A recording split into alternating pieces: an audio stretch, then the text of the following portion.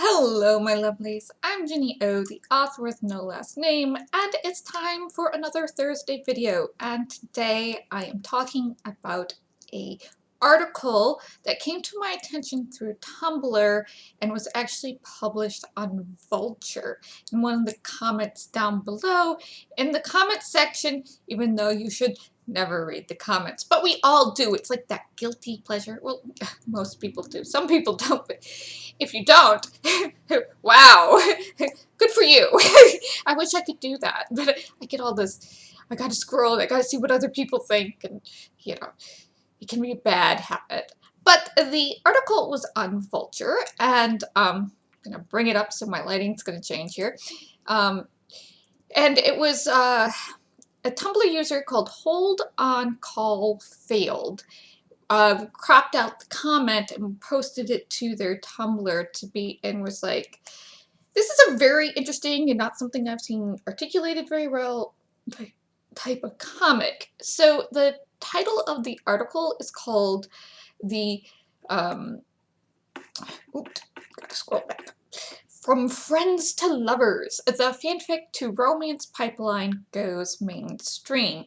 Now the article is talking about the trend in the romance in publishing industry to be taking fanfics, usually from AO3 or from Wattpad.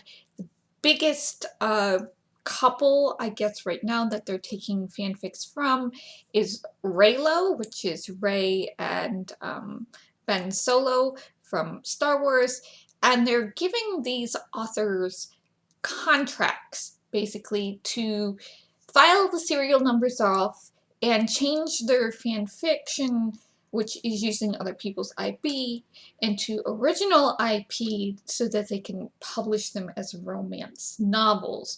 Now, a lot of these fanfictions they're taking are already what are called alternate universes. This means that the stories are not taking place in the canonical universe of a Star Wars in a galaxy far, far away.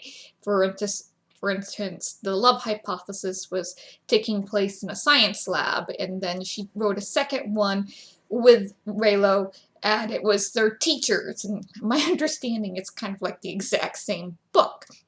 But she is not, Ali Hazelwood is not the only author that they're doing this for. After was a fanfiction, and this is like stuff that things that get popular on Wattpad. So you have to have millions of views on Wattpad. You have to have millions of views on AO3. And because if you have those types of views, then they'll decide, then they'll think, oh, this is popular enough that if you write something else, you'll bring your fan base with you, and they'll buy these new books that you're writing, because you're already writing alternate universes. There's very little in an alternate universe that calls back to the canon IP. So if they're already primed to be reading something at least halfway original, and then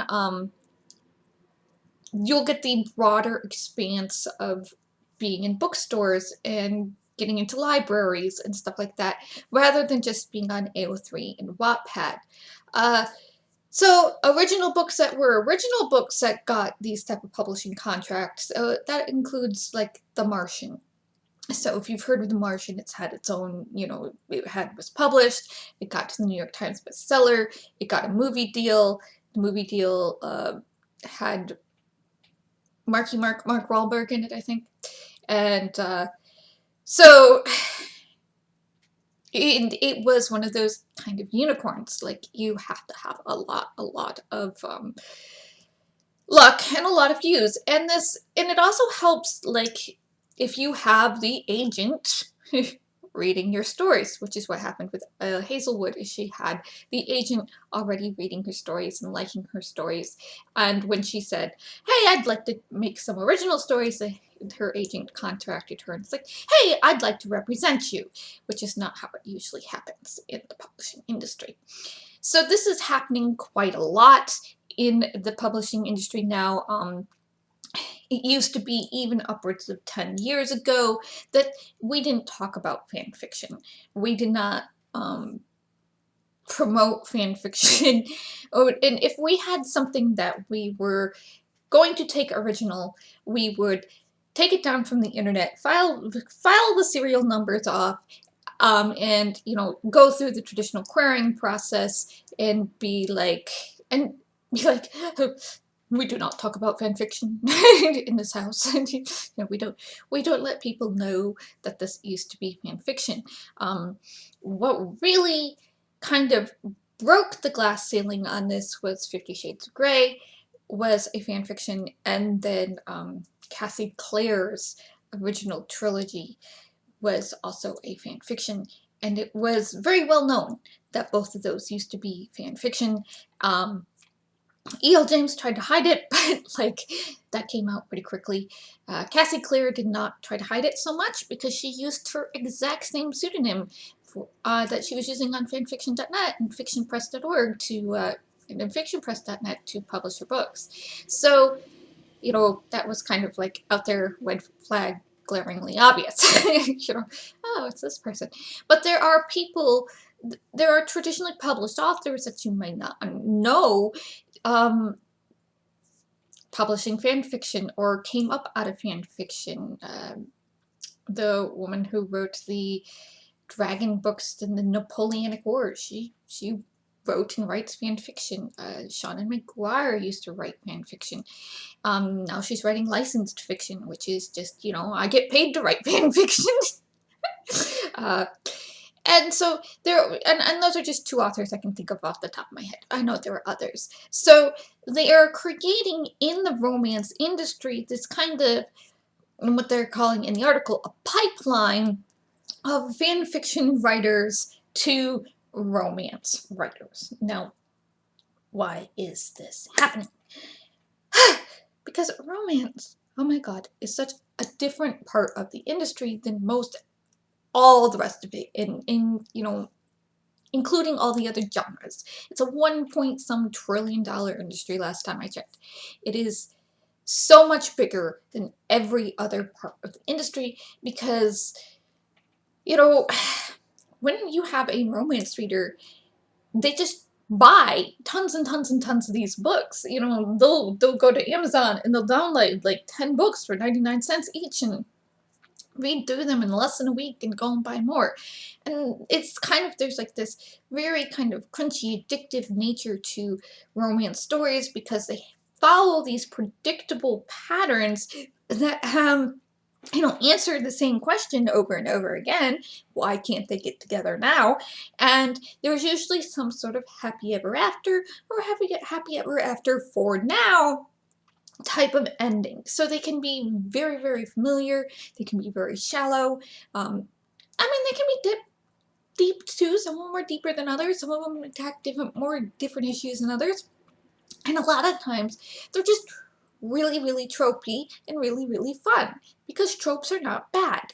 And the romance industry, the publishing arms of it, the marketing arms, are beginning to kind of embrace what's going on in the fan fiction side of things, which happens, and they're taking on the bigger tropes from fan fiction and using them as marketing tools. Enemies to lovers, only one bed, fake dating, fated mates, that type of thing.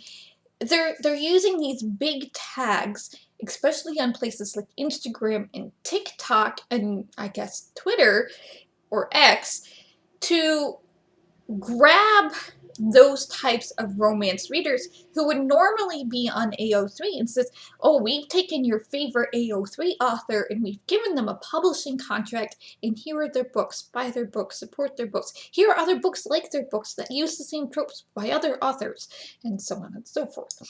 And romance is one of those very quick turnaround things. So a lot of times in romance, you do not get the time to really flesh out the book the way you want to, or flesh out the book the way another genre would, like science fiction or fantasy. science and fiction and fantasy can over flesh out their stuff, and you're trying to get out as many books as possible in the shortest amount of time, and there is a lot more collaboration between romance authors and their agents and their editors than there can be in other genres like science fiction and fantasy and mystery and thriller. There's not quite as much collaboration between those agents and their authors as, you know, a lot of times if you're more of a science fiction author or a fantasy author, you're going to have your own support group of network of people out, you know, outside of your agent. You're going to have this support group of beta readers and editors and stuff to help you. So let's go down to the comment. I'm quite sure this person did not expect their comment to be quite so become quite so public, but you're commenting on Vulture, so here we are. And so they bring up that fanfiction has different types of story beats than traditional fiction, and it can skip the world building, and there are lots of the fanfictions that jump from big moments to big moments with nothing in between them. Those are not generally the types of ones I read, but that is a valid criticism. And so those published books that, you know, are listed in the article can, according to this person, may do the same thing. And it's like a literary TikTok, according to them, with jump cuts to the best parts of the story without anything to earn it in between. They feel like stories, but they don't feel like books. And if you go to read, I'll put the link to the article below if you want to go read that comment. And there are some very interesting, you know, comments underneath it, and, you know, defending fan fiction and, you know, different types of fan fiction and blah blah blah. Now, so remember, little disclaimer here, I did start writing fan fiction. So here's the thing, coming from my experience as a fan fiction writer who was writing these kind of romantic comedy things with these like quick tropes, and some of them were, yes, jump points, like little scenes, like I was stringing together little scenes of the big stuff without anything in between it to kind of earn it. I can think of at least one or two fics I had like that.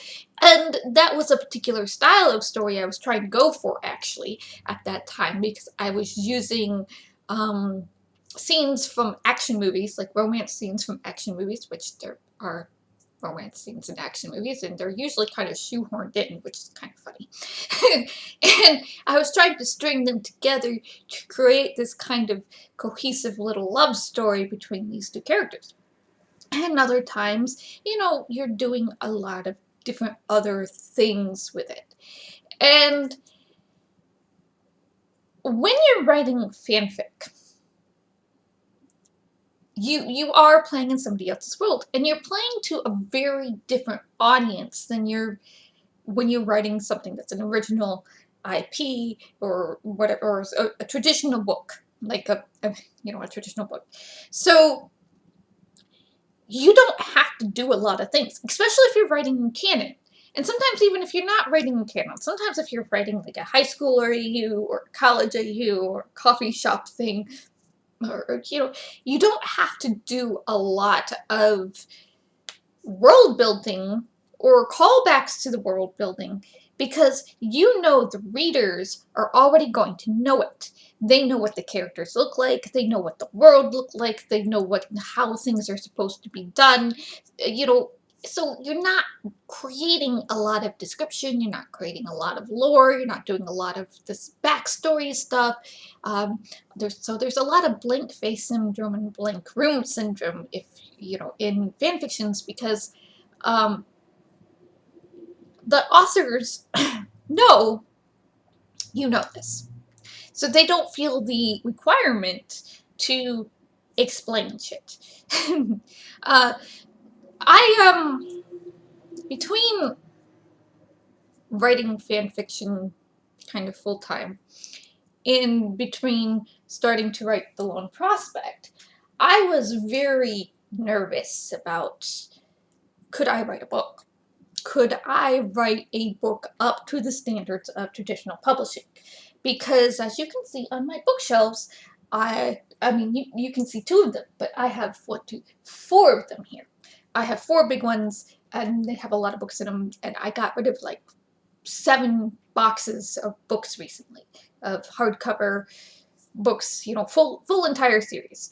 I was just like, I'm not going to read these again. Please, library, take them, sell them, make money, so that, you know, please get them off my hands. And I got rid of a bunch of movies too. So when I was sitting there, I was going, I need something for myself, not for the world, though I could have published it for the world. But I need something for myself, to tell myself, to show myself, to prove to myself that I can go beyond fanfic. I know I can world build out the wazoo. That's the fun part of writing fan fiction for me, is to do the world building. Okay, I love to do the world building. I love putting characters in absurd situations and making them react. That's the romantic comedy part of it. And, you know, I just like putting characters into fun situations, and like, I like trying to figure out, why are characters like this? What is their culture? What is their background? What is their motivations? You know, that's the type of person I am. And not every single fanfiction writer is like that. Sometimes they just want to take their silly characters and put them in silly situations and watch them do silly things. And that's perfectly acceptable. Because it's fanfiction. You're not making money off of it. You're not trying to please anybody but yourself. But I was like, I need to do this for myself. So I sat there, you know, I chose the pairing that I was most into at the time, which was Rami, which is Rogue and Remy from X-Men. And I still love Rogue and Remy. I have loved Rogue and Remy since I was, you know, little teeny bopper, watching X-Men on cartoon on TV. Which, and, you know, and X-Men Evolution, that was really good too. I liked that. I didn't get to see as much of that as I wanted, but it was good. And then they had the movies. I was like, yay! Oh, Anna Paquin is Rogue. Where's Remy? No, Remy. Pout. And so I was like, can I just write a book? And I was like, I'm going to take Logan, and I'm going to have him be Rogue's foster dad, and they're going to be living in Brooklyn, and she's going to be going to high school, and then, you know, stuff is going to happen. And Remy's going to be up there too, because he's been kind of pseudo-exiled, and, you know, blah, blah, blah. Could I do this?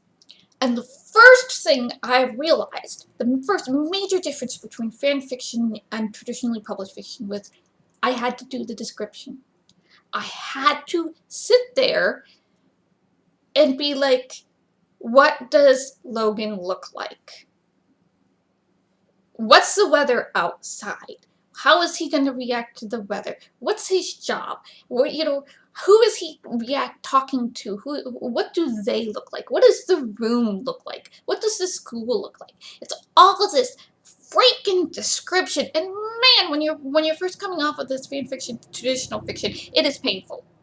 It is painful to do this, because to you, all this description does is slow the story down. You want to get to the really good parts, and you want to get to the action and the fighting and the, you know, the teenagers snarking at each other. That's what you want to get to. But you have to slow down. You have to do this type of, you know, description to be able to set the scene.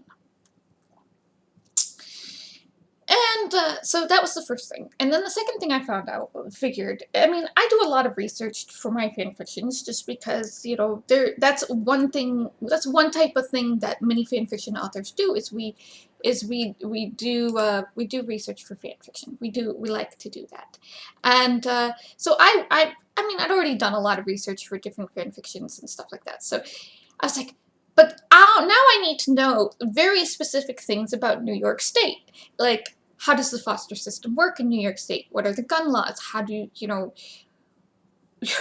What's good, how does the New York State precinct work, who the fire department, things like that, how do things interact, and just you spend a couple hours doing research for a couple lines worth of story, and that can be very normal in fan fiction, but when you're mentioning something in traditional fiction, it becomes Chekhov's gun. You got the gun on the wall in the first act, you better use that gun in the third act, okay? If you mention something, it's important. I did learn this in a fanfiction too. In one fanfiction, I mentioned like something random was a specific color, and I got questions for weeks. Why is it that color? I'm like, I don't know. I just chose a random color. I didn't know it was important. Now I'm gonna have to go make it important. So you never, that was one of the things I did learn from fanfiction, is you never know what they're gonna like grab a hold on, so you better have some sort of reasoning behind it if you get a lot of questions. So I was like, so I wrote this and I was like, I've got to have a conflict, I've got to have stakes, I have to have motivations, I have to have all this description, and I'm not gonna say it was necessarily difficult, because I had been writing for a good 10 years at that point, and I had dabbled in some short type of original fiction, for classes and stuff like that, but I just had not been flexing my description muscles and my conflict muscles as much as I could have, because it was one of those, I know my audience knows this shit, why should I bother? So going back and rereading that, and I go back occasionally and reread that, it does hold up, because unlike a fan fiction, I too did that description and I did that world building, and I did put in, there is a conflict, there is stakes, there is they have to get away, like and then they have to deal with the fallout, like there is like motivations and reasons for why they're doing this, and the backstory there, which in a lot of cases, in fanfiction, you just wouldn't bother talking about, because, oh, you guys already know, half a dozen storylines from the Marvel Universe, and you can figure this out, right? Whereas you have to assume when you're writing a traditional book that they don't know anything. So I'm gonna tie this into something I'm working on right now, the vampire rom-com. So I started writing this story that was like, I'd already written like 13, 14, 15 other stories in this universe for fan fiction, just sometimes because it eats my brain, and I was just like, I'm not happy with the way the canon turned out, I want to change it. And I started doing all this world building, and all this world building, and I got another idea, and I'm like, I like this idea, and I started writing this idea, and I realized that it was so far removed from the original story that I wasn't really using a lot of what was going on in the original story. Like 90% of it, it's my stuff. It's just, the very basic ideas, vampires and war and, a crown princess, So I was like, 90, I should do this as an original story, change the names, insert all the world building I've been doing, and I could then just write it up real quick, under 10,000 words, put it up on Amazon, call it a day. Dear viewers, it is not going to be 110,000 words in one book, okay? I wish I was like that. I really do. And so I had this first draft, and it was about 28,000 words. And I was going, well, I've changed all the names. The characters in my head are now going from the fan-in characters to my own characters. You know, the names are changing. I'm getting used to them. I'm getting used to, you know, how they react versus, you know, automatically thinking them as the characters from the fan universe. And it's like, so I've got to start writing this. By the time I got to the end of where I'd left off in the first draft, the second draft, or the first draft of the original novel, is almost 3 times longer than the first draft of the fanfiction. Because I have to go in and establish motivation. I have to establish the backstory. I have to put in the description that I wasn't putting into the fanfiction, because if I posted in, you know, any of it, which I usually don't, the people who are reading it, or myself, I already know what they look like. I don't need to tell you what they look like.